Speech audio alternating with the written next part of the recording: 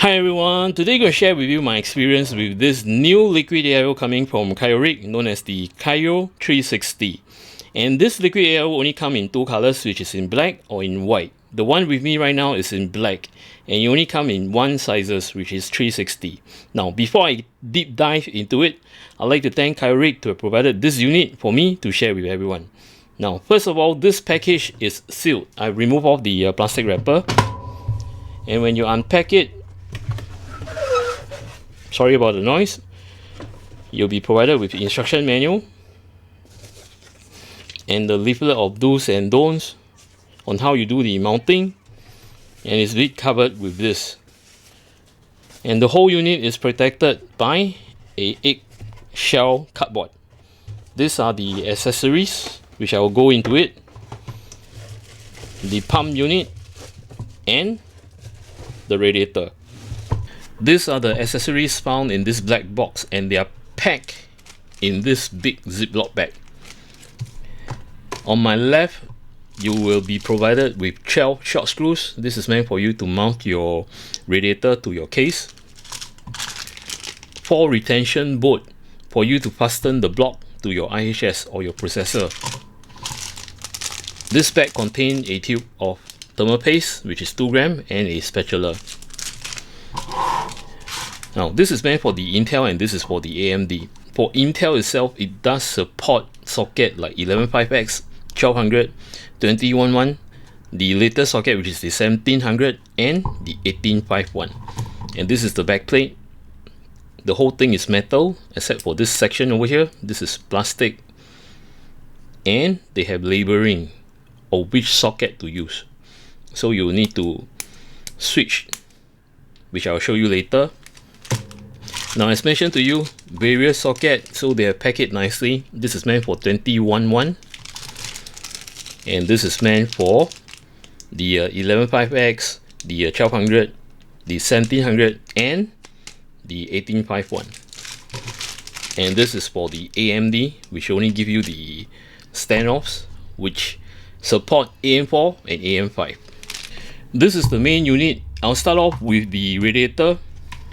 Now, kindly note that these fans are pre-installed on the radiator. I took them out just to show you the radiator. And to hold these fans are by these 12 long screws. I'll talk about the fans in a short while. Starting off with the measurement, this is at 397mm by 120mm. And as for the thickness of the radiator, this is 27mm. If I'm to add the radiator fan, this will come to a 52mm. As for the fin stack, as I measured, which is at 1 inch, this is 20 fins per inch. The whole radiator structure is made of aluminum. It's very sturdy, and at each side there's nothing, no logo, no nothing. This is good for stealth build. Same goes to the other side. Well done. A very nice braided hose, as you can see. And on the fitting, this side is not swivelable, it's metal. And over at this side, yes, I love this kind of swivel point, which is easy. And the butt fitting is metal too. Now, the hose length, forget to mention, this is at 380mm. Coming to the pump, it is very massive. Okay, and this is of course a LCD panel whereby it's 2.8 inch. The diameter of this block is at 95mm. Now, if you were to count together with the butt over here, right?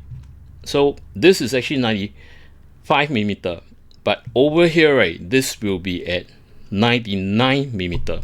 As for the height of the pump, this is at 77.5mm. Now, at the base of the pump is a full copper cold plate, which I believe this will yield very good results. Now, as for the pump spec, this is rated at 2500 RPM plus minus 10%, and it's running on 12 volt DC. Now, the pump itself comes with all these connection points. There are a total of 3, which you have the 4-pin PWM connector, which is good. You can control the pump speed. A 3-pin 5V ARGB connector, which controls the ARGB of this rim. And finally, a 9-pin USB connector, which is connected to your motherboard to control the LCD panel. The whole body casting of the pump block is made of plastic, and this is very sturdy. It doesn't feel chipped out or anything. And I like the fact that the screen is very big. I'll show you how the display looks like. It should be very clear. Now coming towards the fan, or should I say radiator fans, there are a total of 3, and these are pre-installed on the radiator itself, so you don't have to take it out. Now just for illustration, just to show you how great these fans are, first of all, the impression, the feeling of the fan is very sturdy. It's rock solid, and it's as hard as a brick, so it's very well constructed. Best part is that these fans here, they are 9 bladers, and when I swivel, see, it doesn't wobble. And all these are hydraulic dynamic bearing fans. Now another best part of these fans, right, I will not be afraid that it vibrates a lot, based on the fact that all the 4 corners, be it this side or the other side, it comes with a whole piece rubber grommet. See, so this is an indication that tells me that no matter how vigorous this vibrates, right, all this will be absorbed by the big piece of anti-vibration rubber grommets. Now as mentioned, these are 9 bladers, and it doesn't have ARGB, but there are selective area, as you can see over here, the translucent white. So these are the ARGB effect, and it wraps around. The design of the fans is squarish and it's very simple, besides the tone on the ARGB effect. Well done. Now coming to the specs of these fans, this is known as the Cryorig CR1225B 12AW, and it's drawing a current of 12 volt DC with an amperage of 0.45 ampere. And as for the RPM, the minimum is 900 RPM and the max is 2000 RPM. As for the airflow is 61.24 CFM, and for the static pressure is at 2.03 mm H2O. And as for the noise itself is 32.2 decibel. Now these fans have a very unique mechanism to do the daisy chain.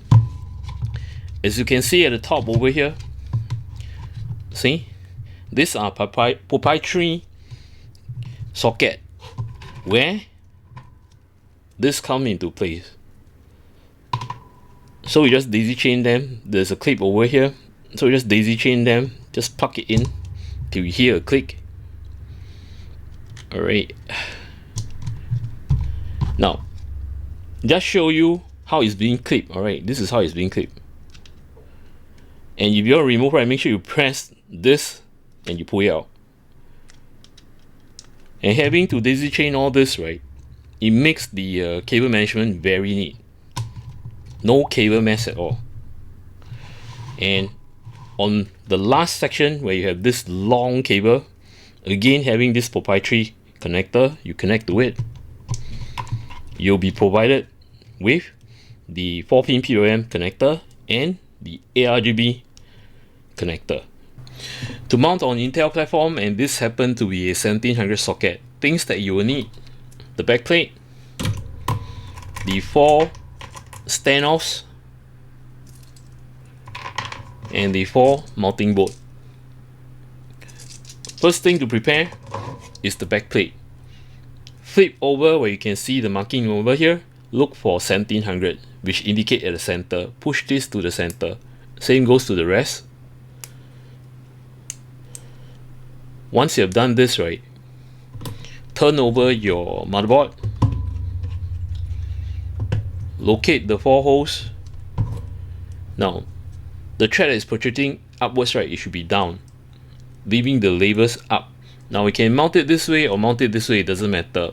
One thing I'd like to emphasize is that Cryorig, probably you might need to put some double-sided tape, because once it's mounted, right, and you flip the motherboard, right, this might drop. Now the way that I mount it is quite simple. Index finger to one point, point to the hole. As you can see, this is swivelable, so you can just anchor the rest to the point. Supporting the back plate, turn over. Now do not place the board on the mat, and I'll advise that if you want to mount this, right, make sure this, the motherboard is outside the case and not inside the case. You will face difficulties if you do that. Now still supporting the back plate, use your standoffs. Okay, there's one side short, the other side long. Having the long thread facing upwards, the short side, plug it in. So just fasten it. You just need to fasten 2 points. You don't have to tighten it too much. This just acts as a anchor point. So once you have both anchor to the back plate, or holding to the back plate, see, right now I can just place it downwards. Then with this, right, finish off the rest. As mentioned to you, the short side pointing downwards, the long side pointing upwards. Now this will take a bit of time.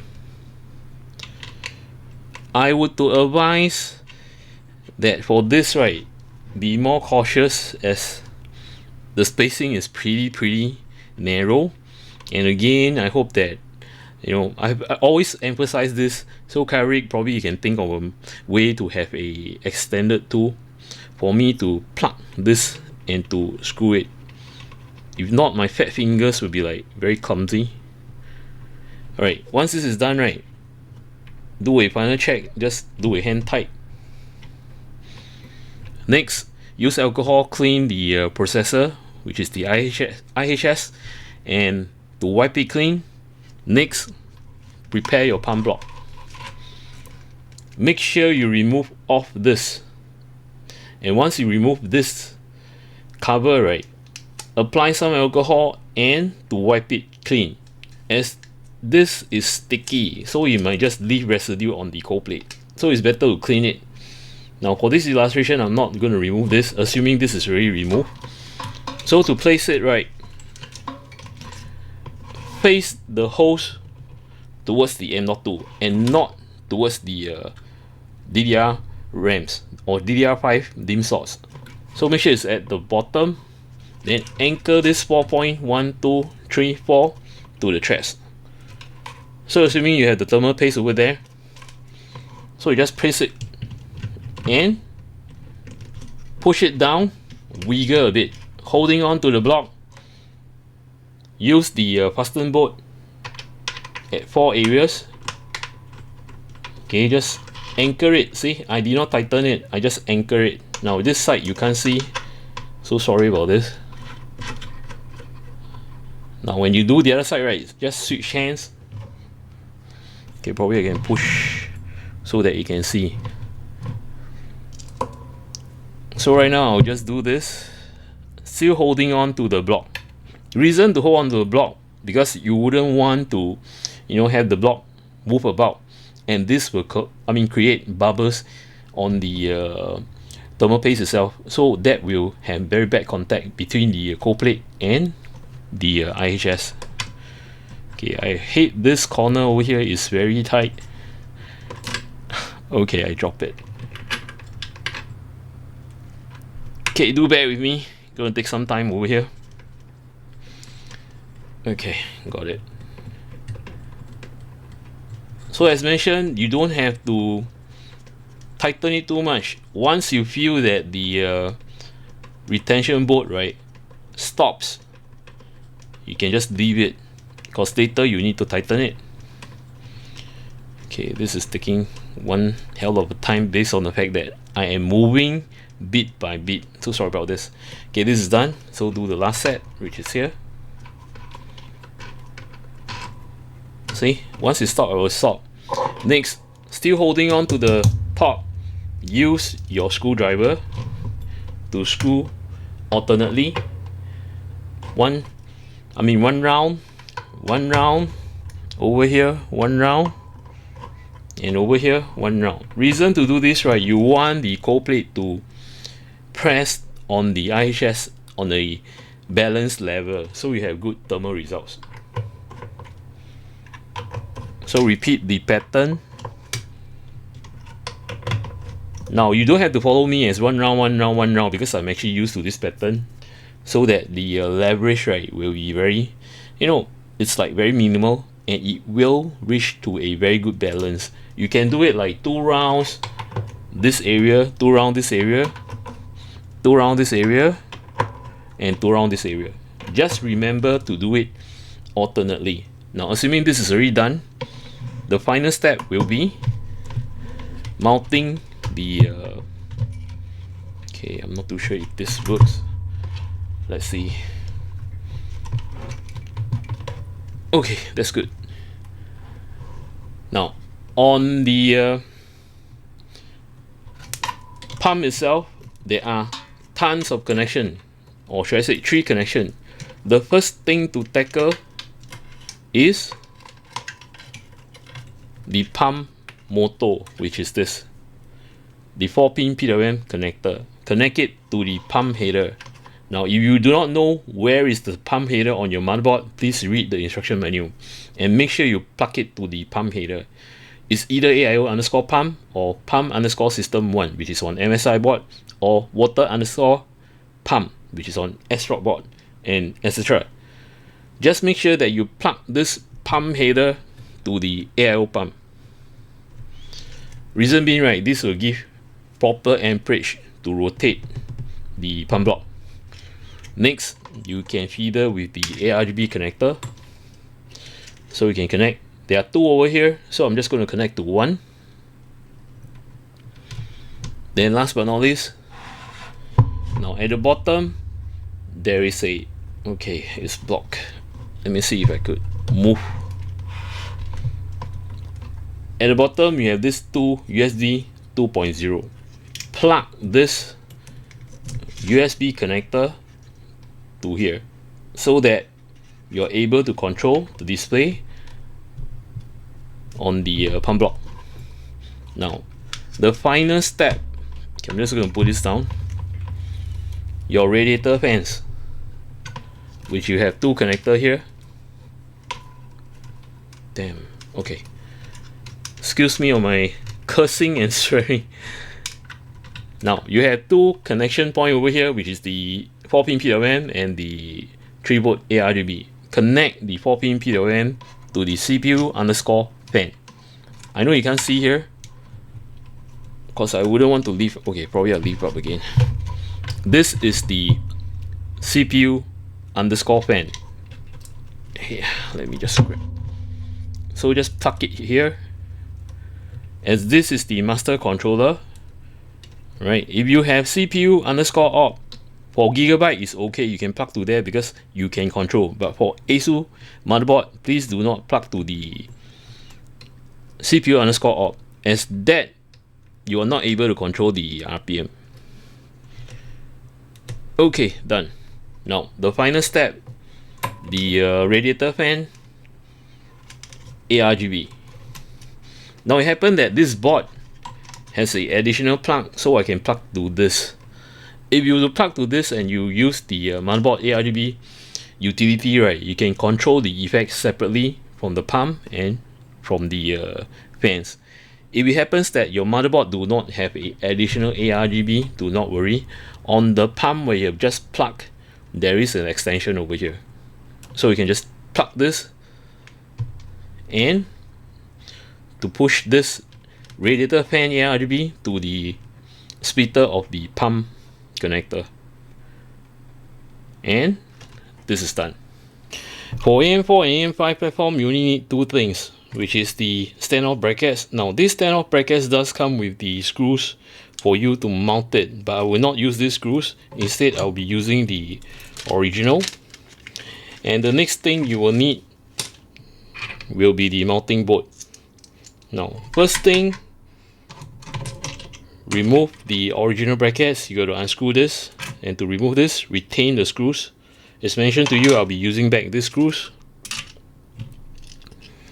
Next is to place the bracket. Now I hope that Cryorig will do some indication Though the instruction manual, right, clearly stated that it should be mounted this way, but it will still be good to have indication with an arrow pointing it to the CPU. So this is the correct way to mount it, whereby the two flaps at the side is pointing inwards towards the processor, which goes same to the direction of this. We have two flaps pointing towards the processor. Once it's done, right, you just place those screws back on, which was retained earlier. Then using your screwdriver, you screw them in. And as a practice, good practice, always press N to screw it down. Reason being, right, if you screw this way, being lazy, right, having to screw this in, this might just lift up, so it will give you unbalanced lever. So make sure you hold on it and just to tighten it. Now when you hit the screws to a stop, don't tighten anymore. Okay, as you can see, right, I'm just going free wheelie, as in, like, just flip. Once it stops, I will stop.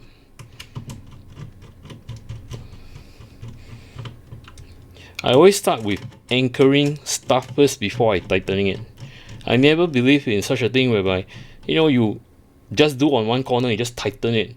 That's where some of them, which I've caught, reviewers themselves, they have been doing this. Is like, this is incorrect, because this will cause undulating lever. So the best way is actually to, don't be lazy, support it and screw. Now I forgot to mention, I have actually done that, so tightening it by 1/4 of each side. Once it's done, use alcohol, wipe the IHS and wipe it clean, apply thermal paste, do the spread method. Next thing, prepare the pump block. Now make sure you remove off this cover, okay? And again, I would advise, apply some alcohol, clean the cold plate. Reason being, right, a lot have mentioned to me that, hey, this is very clean, but if you do notice, right, one of my content regarding about the air cooler, it happened that it has a cover too. When I remove it and when I clean it, right, there are yellow residue that is recited on the cold plate. So you never know. It's best that you clean it with alcohol first before you apply. Alright, this will definitely give you better thermal results. Now assuming that is taken off and it's been wiped, the thermal paste is there. Next thing to do, anchor this 4.1, 2, 3 and 4 to the threads, and make sure that the hose is facing towards the M.2 and not towards the RAM slot. Okay, this is the correct orientation. The hose again towards the M.2. So when you anchor the 4 point, right, once you anchor it properly, push it down, wiggle. Now the reason to wiggle, okay, let me just pull this down. The reason to wiggle, right, you are spreading the thermal paste evenly throughout between the cold plate and the processor. Still holding on to the block, still holding on to the block at the top. Use your fastening bolt to secure 4 sides. Now you don't have to tighten it, okay, you're just anchoring the 4 points, which right now you see I'm just anchoring, I'm not tightening. Probably you can actually see over here. Alright, I know it's a bit blur, but hopefully you can understand where I'm coming from. Okay, I dropped this. It's going to take a bit of time. Now when you're doing this, right, do not pressure too much on the center area, okay? See, I'm doing this. So it stops, I will stop. So shifting to the other side, I will just use my finger to press on the center again. Then to free up the other hand, I will just fasten again. Now based on the fact that this block is too big, so I can't let you see the 4 corners. So sorry about this. So this will be down here. Okay, probably this you will see it clearly. See, I'm doing this. I'm not tightening it. In fact, I'm just free wheelie until it stops. Once this is stopped, make use of your screwdriver. Okay, tightening here. one round, go to the top diagonally, one round, to this side, one round, and to this side, one round. Now you don't have to follow my pattern as in one round, one round, one round. You can do two round, two round, two round, three round, or whatever. But I find that by doing one round, right, your leverage of the cold plate, okay, to the processor, right, you'll be more balanced, and that will definitely yield about 99%, I should say. Okay, I'm too proud of this. All right, probably about 97% accuracy on the leverage, so you have better thermal results. Now, once you have tightened this, right, till you find that the bolt have stopped, don't over tighten it. Okay, you can just tighten it by 1/4 round. Now there's a saying that the tension between the cold plate and the IHS does, create problems. If that's so, right, probably your strength is too much. I would to ask you guys to ease off the strength. You can just turn back 1/4 round. All right, assuming this is done, next thing you will need to do is to plug all the necessary cables. So let me just push this up. Starting off with the pump, you have 3 connection point. The 9-pin, the 4-pin, and the 3-pin. I will start off with the 4-pin, which is more important. This is the 4-pin PWM connector, which will rotate your pump. Connect it to your motherboard AIO pump header. If you do not know where that is, check out your instruction menu of the motherboard. I know it's the white one, so I just plug it over here.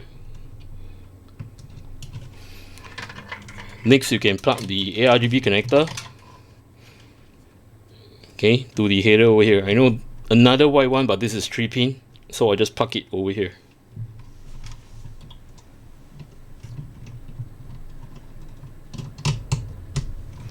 This is done. Then the last step, which is the 9-pin USB connector, whereby you locate at the bottom. There are 2 over here, so I just use the first one, which is meant for your USB 2.0. So I just plug it this way.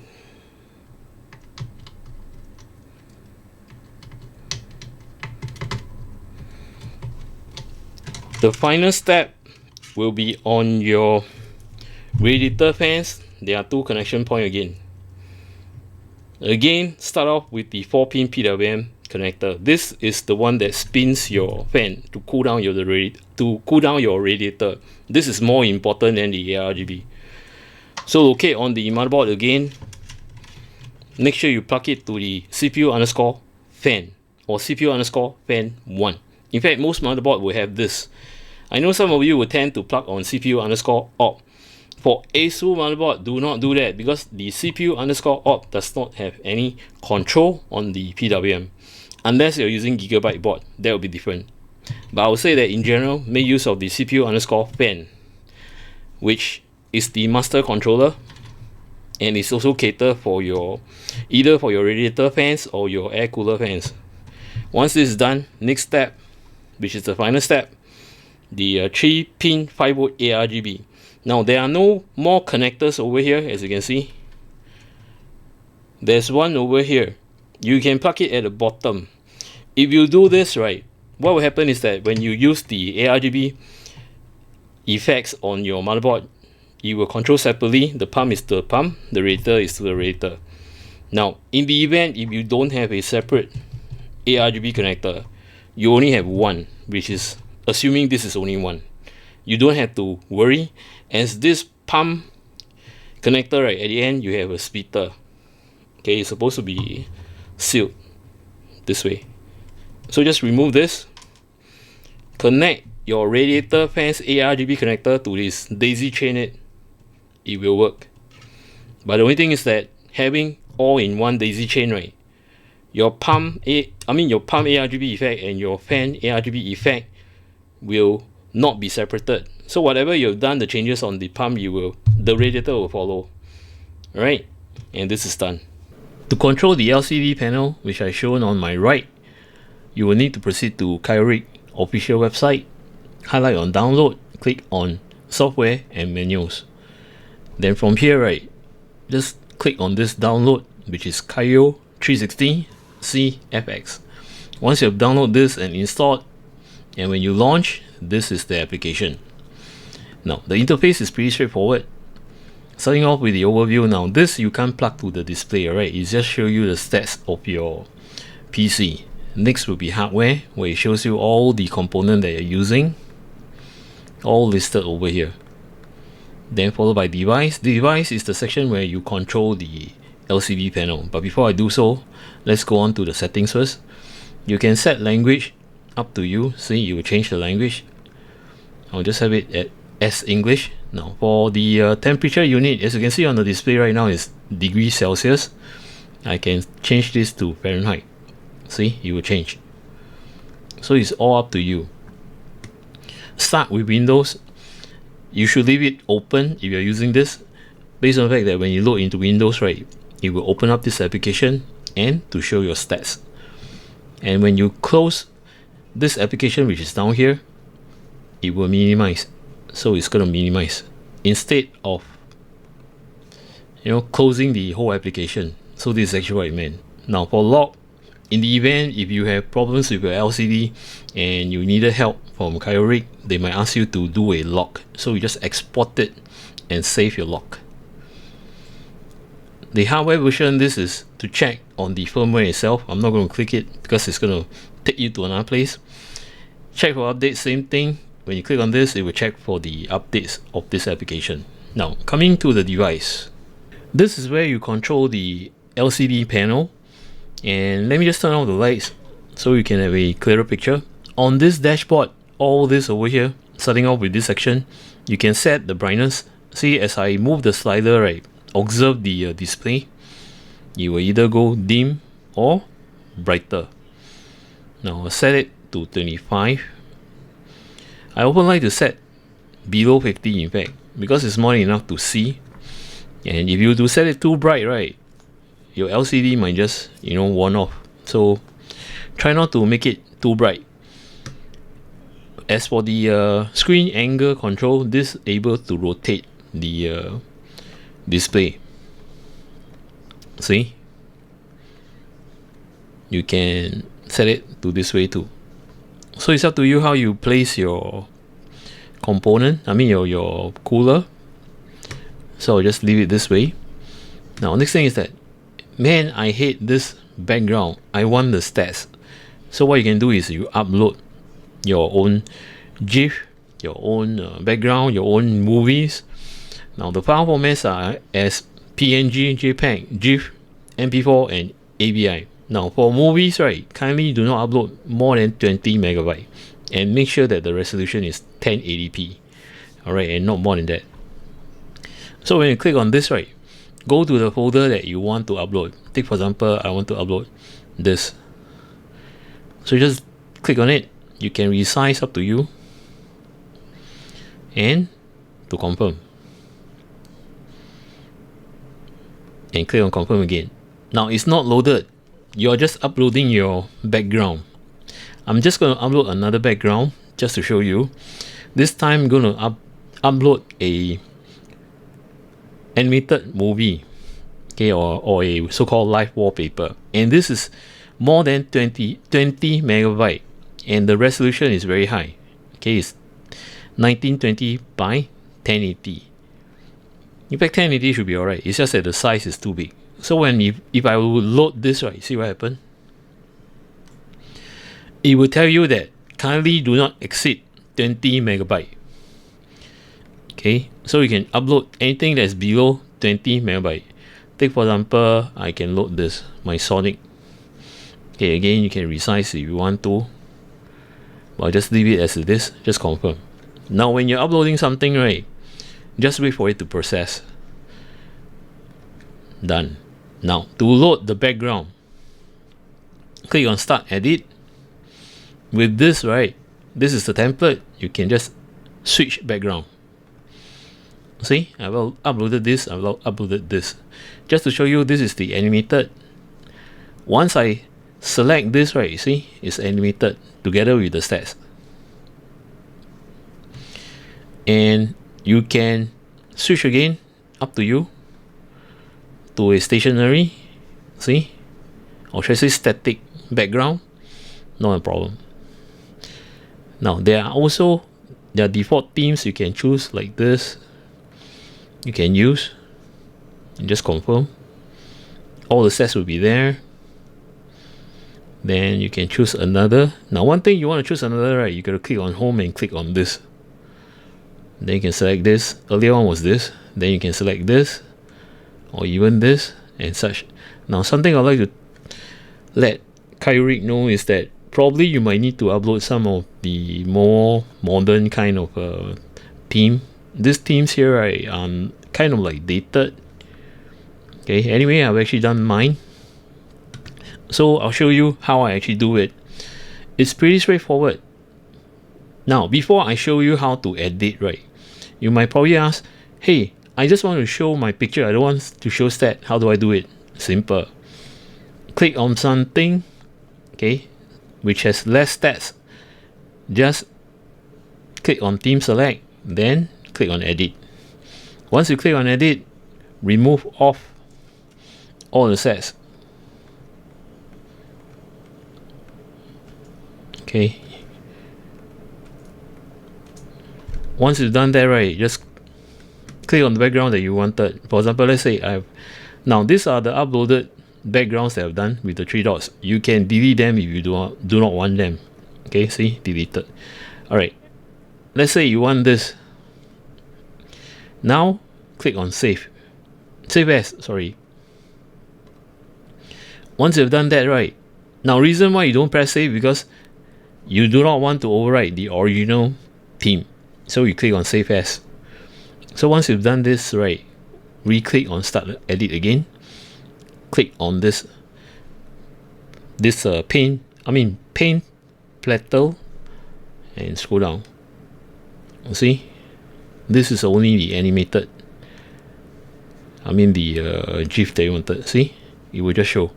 So this is actually how you show just the video itself or the picture itself without any stats. Without any stats. Now, coming to how to do stats, I'll guide you through the basic. Click on the last one, whereby you can first load the background. Let's say you want to load this. Right? You can select whatever data you want to put. Take for example, let's say you just want text first. This is very small. Yes, indeed, you can move around. Then over here, right, take for example, you want to put CPU. Okay, see, it will be listed there. It's very small, I know. Change the font size. It's bigger right now. You can change the fonts too if you want to. My favorite is this. Okay, you can even change the color. Oops. Remember to click when you highlight a color, make sure you click on OK, then you will show. Okay, or you want the alignment, right, you can just click on this. It will align for you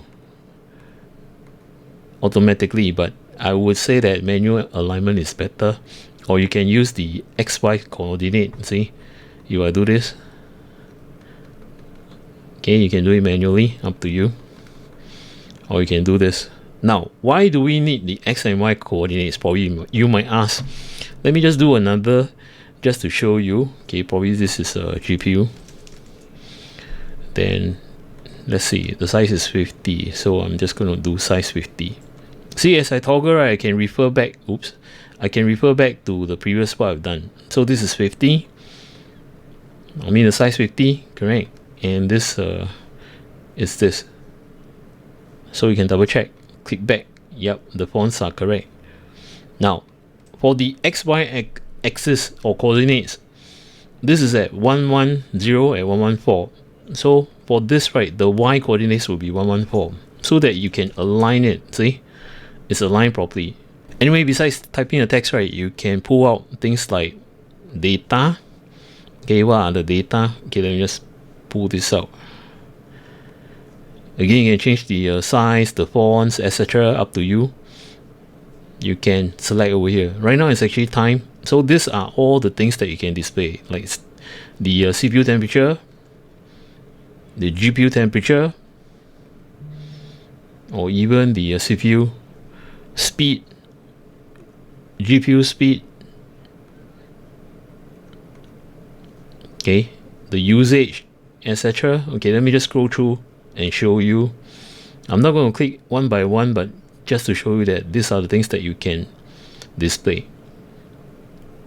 So having to say this, right, if you like this, what you have done, right, click on save.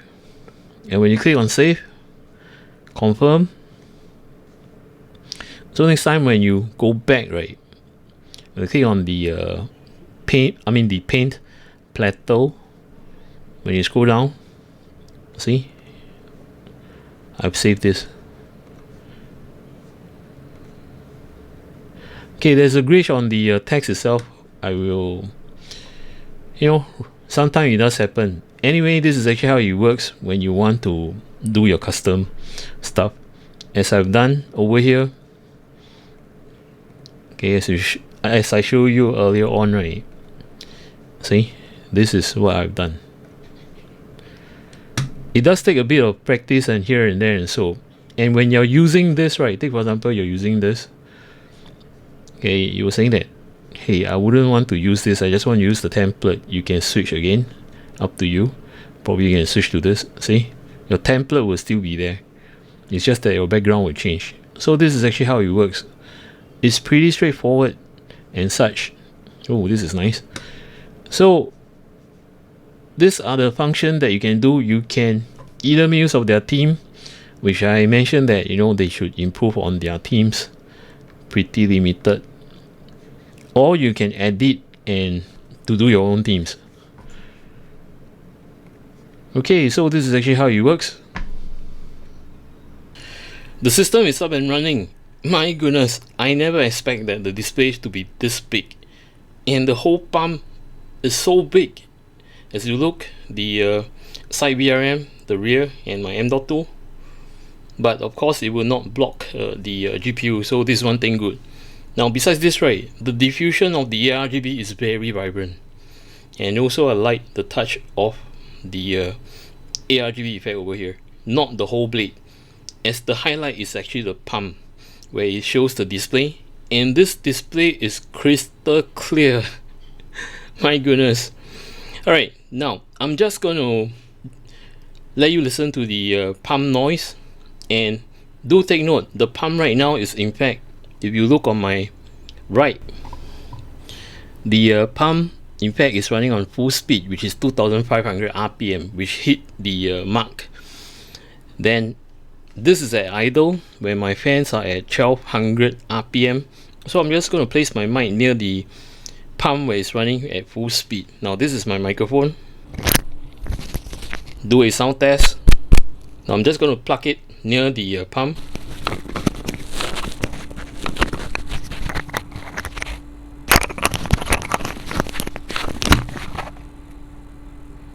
And this is how it sounds like.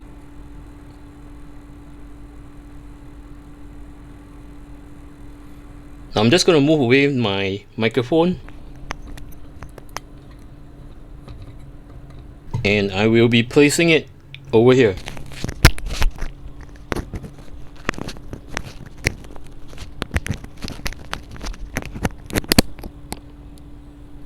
The mic is away from my palm, less than half a feet, and away from the radiator fans, about 1 feet. Now, do a sound test. This is at idle.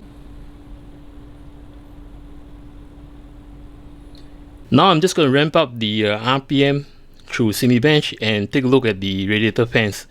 It should reach 2000 RPM. Here we go. This is at load.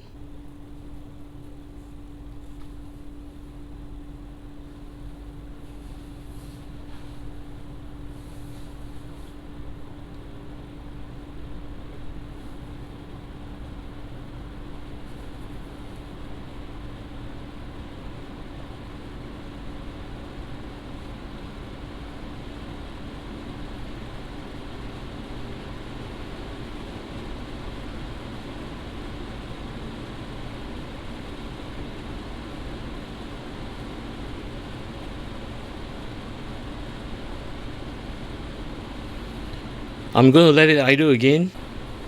Now as you can see that the fans ramp up to 2000 RPM. Now I'm just going to do another run.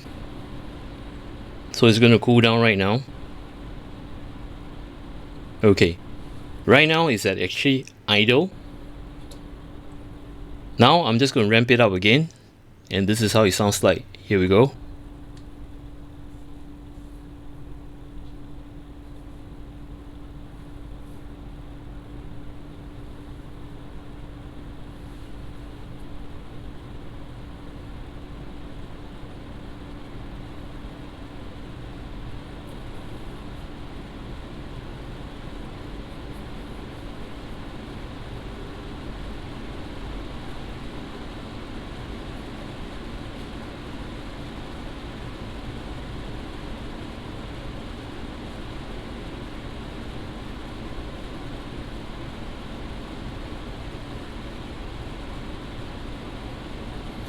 There we have it. Looking at a fan going 2000 RPM, this is how it sounds like. In fact, it's very quiet.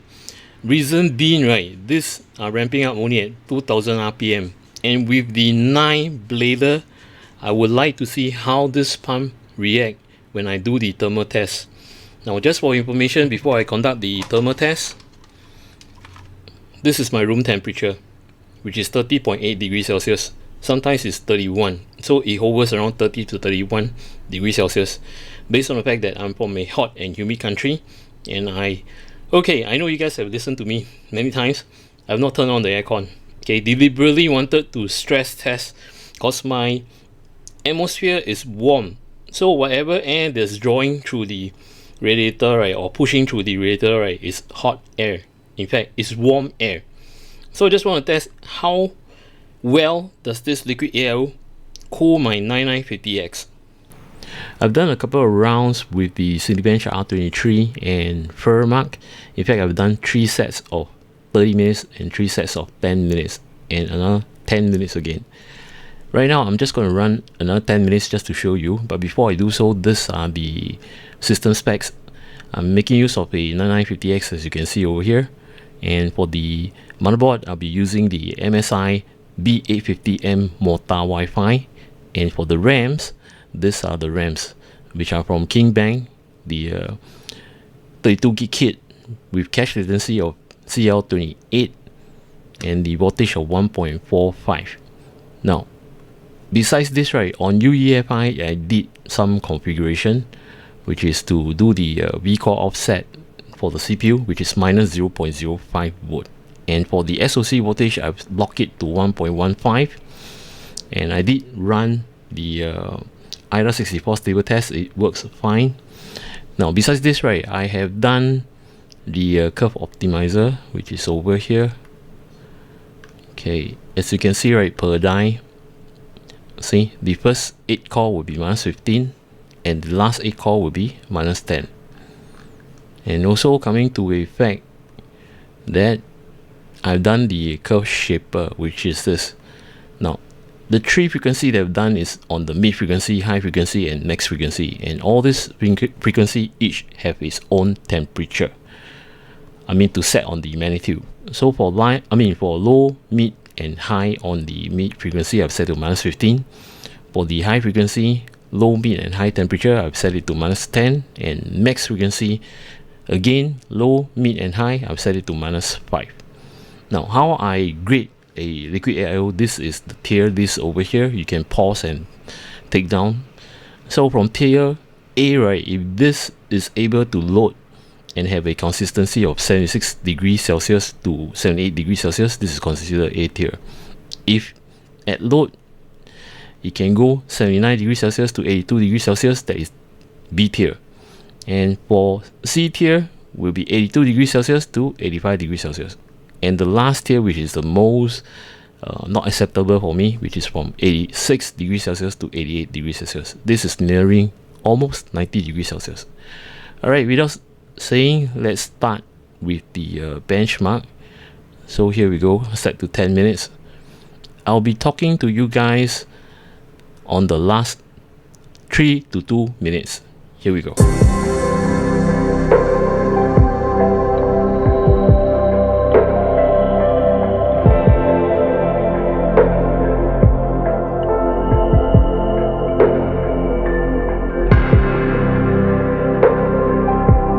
The last 1 minute 30 seconds or so, taking a look at the temperature, well, it's hovering around 78 degrees to 79 degrees Celsius.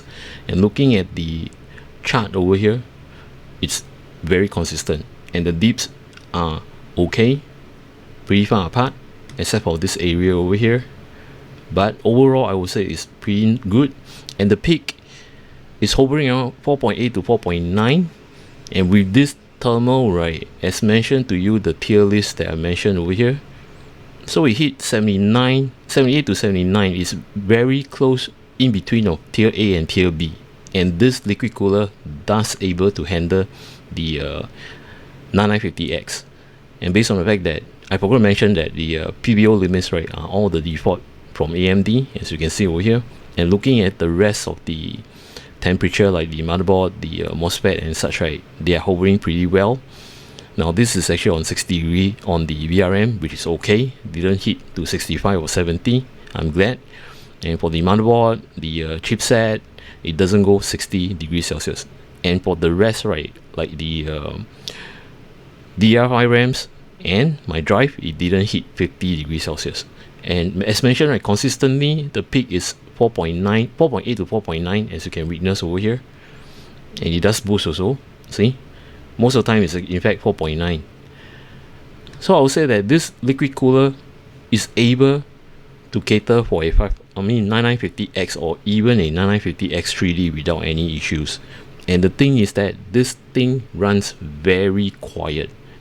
Now let's see the scores, see how much that it has. Now for the default scores, right, normally it's around 39k without any PPO limits, without any curve optimizer or offset and such. But right after I've done this, right, wow, okay, it's 41k, which is pretty big leap from 39 to 41. This tells me that this cooler is a good liquid cooler. The Cryorig Cryo 360. This is incredibly rock solid liquid AIO. Now why do I say this? Starting when I removed off the package, I wasn't pleased at all. In fact, I was a bit let down based on the fact that I've opened up a few products from Cryorig and they have done a proper, I would say, premium packaging on their products. But for this, right, it's just a common kind of normal AIO, okay, with the eggshell cardboard and such. So it wasn't really that premium. So I was thinking, well, this must be just a ordinary AIO, okay, a chip out kind of AIO. But the moment when I removed the whole unit, I was shocked. The first thing is this pump block is so bloody big. Yeah, I have to use the word bloody. So sorry about this. I mean, it's very big. And as further inspect, right, the rest check out well, the braided hose, the tubing and such. And when come to the fan, I got another shock again. As I show you, they are very sturdy and they are like, hit like a brick. And best part is that I was shocked with the construction on the anti-vibration rubber grommets. Well done, whole piece. This will absorb more vibration and to reduce noise. And also their daisy chain is so simple. Right now it's actually tucked below. I can't see it. Nicely done. And on top of which, when I fire up the system, looking at the overall aesthetic, you did the right thing. For Cryorig. Why? You did not overdose ARGB on your fans. Instead, you are leaving just some line ARGBs. Nice. Which will lift up this display. And this display is super duper clear. As you can see over here, I don't even need to do B-roll. Okay, you can witness yourself. But one thing is a letdown is that Cryorig, probably you need to improve on your on your application whereby you import more modern theme. I feel ashamed to display those default themes which doesn't show how well this display can display. That's the reason why I've done my own theme, a simple one, and yet it pops. See, that's the thing. So Cryorig, please do something about your theming. Probably you need to update a newer version. Now besides this, right, the performance, fantastic. I've shown you this is between an A tier and B tier. And what does that mean? is hovering around 78 degrees Celsius to 79 degrees Celsius on a 9950X processor. Okay, I wouldn't expect this to happen. And not only this, as mentioned to you, the operation is so quiet. My goodness, there is a reason why it's so quiet. Now, you've been wondering, Cleo, this is only a 2500 RPM, pump. And the fans, the static pressure is 2.03 millimeter H2O. And it's only running at 2000 RPM. How can it perform such a good figure? Well, now, I am curious as you are. So I have asked Cryorig, one of their support crew, why is this pump so big? Later I realized that this pump in fact is making use of a bigger propeller. So the concept, or should I say the practical logic, just like your fans, okay, case fan. If you purchase a 140 mm case fan, you can run at lower RPM, yet you will push tons of air. For the 120 mm, right, you need to ramp up the RPM in order to push the air. So this applies to the pump. Since it's such a big propeller, right, they are allowed to run the RPM at a lower rate, which is 2500. But when running at this rate, right, there's something that I realized. In most of the liquid AIO, I have this habit of touching the tube, okay, to feel the vibration of the water gushing through the tube. Guess what? The moment I touched the bottom, I got a shock. I can really feel how much water being gushed through the tube. So imagine how much heat is being dissipated through that big propeller, through this hole, to the radiator, and back to the pump. And for the fans, right, why is it at 2.03 millimeter H2O static pressure and running at 2000 is allowed to?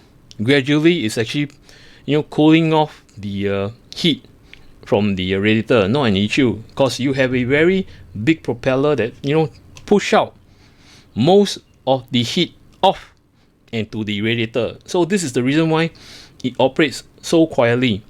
Now, if you were to ask me, would I purchase this liquid AIO? I will tell you yes, I will.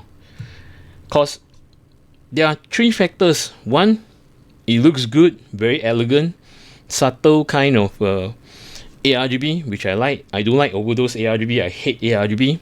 The radiator, no labels at all. Okay, nice. This feels very personal. Second of all, construction, well done. The cable management, well done. Construction of the fan, well done. Third of all, it performs and is totally quiet. That's the point. Now with this said, right, if you are a Singaporean and you would like to purchase this, right, it's already out. You can click on my top right hand corner where the QR code is. You can hit down to Cobell. Now do take note, this is actually from Shopee itself. So take note on the 11/11 or 12/12 promotion. There'll be voucher given, so this unit might not cost $160. In fact, it will cost much lower. So take note on this. Now, for those of you who actually, from states and from other countries, right, do check out on Amazon. I believe the MSRP is much cheaper compared to Singapore. Now, if I were to convert Singapore, the cost, right, at 160, right, USD will be around 120. But based on the fact that it's always cheaper for me to purchase things overseas like Amazon and such. So it could be MSRP around 110 or 100. Okay, take note on this. With this said, I'd like to thank Cryorig. Fantastic. Thank you very much to have provided this unit for me to share with my viewers. And for those of you actually new to my channel, welcome to my channel. If you like my content, do remember to subscribe and to click on the notification bell button. Now, do me a favor, if you like this content, help me to click on the like button, as this will help my channel. With this said, thank you very much. Take care. See you. Goodbye.